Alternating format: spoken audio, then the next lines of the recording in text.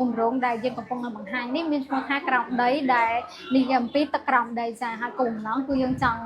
លើកកម្ពស់ការស្វែងយល់ដឹងអំពីសារៈសំខាន់នៃទឹកក្រោមដីក៏ដូចជាថាតើទឹកក្រោមដីវាមានទំនាក់ទំនងជាមួយនឹង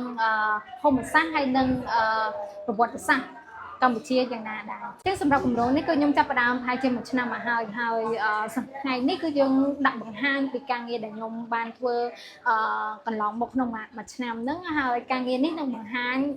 ក្នុងរយៈពេលមួយសប្តាហ៍ពីថ្ងៃទី29ខែឧសភានេះរហូតដល់ថ្ងៃទី5ខែមិថុនាចា៎ការរំពឹងទុកខ្ញុំសង្ឃឹមថាមានការចូលរួមពីសំណាក់មជ្ឈដ្ឋានខាងក្រៅព្រោះដោយសារតែខ្ញុំខ្លួនឯងហ្នឹងគឺធ្វើការសកម្មទៅលើរឿងហ្នឹងអញ្ចឹងយើងចង់ឲ្យ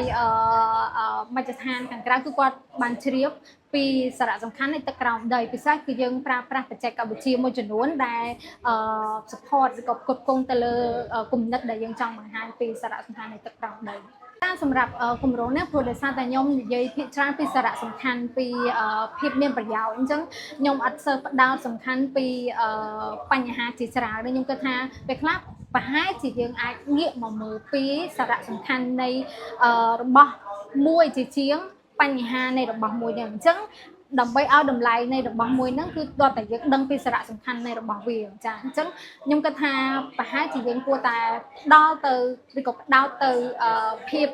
វិជ្ជមានដឹងពីសារៈសំខាន់នៃរបស់មួយហ្នឹងអញ្ចឹងទៅយើងអាចផ្លាស់ប្ដូរពីការគិតនិងសកម្មភាពរបស់យើងហើយគ្រប់គ្រងទៅនឹងសកម្មភាពដែលវាមានគុណប្រយោជន៍ដល់សហគមន៍ឬក៏សង្គមថាដោយសារតែនេះគឺជាការបង្ហាញខ្ញុំអត់តន់គិតដល់ហ្នឹងទេតាមពិតទៅចាព្រោះដោយសារនេះគឺជាការបង្ហាញជាការងារដែលខ្ញុំកំពុងតែធ្វើ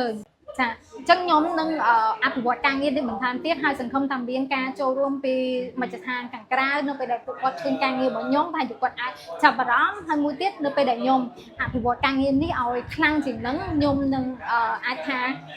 បង្ហាញឬក៏ដាក់ការងារនេះទៅខាងក្រៅដែរចា